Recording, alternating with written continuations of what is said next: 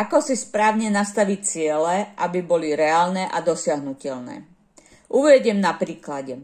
Chcem zarábať 10 000 eur mesačne, ale teraz zarábam 1500 eur mesačne. Svoj príjem mám priemerný 1500 eur mesačne.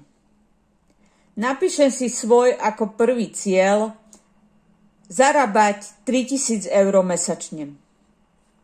Dám si ten limit na 3 alebo 6 mesiacov, aby to bolo reálne pre mňa.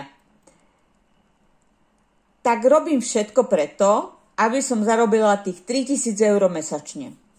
Keď dosiahnem tento svoj cieľ, nastavím si opäť cieľ na dvojnásobok, takže na 6000 eur mesačne.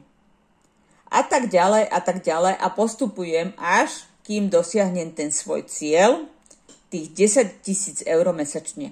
Takto to viem urobiť s hoci ktorým cieľom, s akýmkoľvek cieľom, ktorý chcem dosiahnuť a určite sa to takto podarí. Ja to takto robím, je to naozaj efektívne riešenie. Ak chceš poradiť, potrebuješ nejaké viac informácií, ozvi sa mi. Ráda ti pomôžem.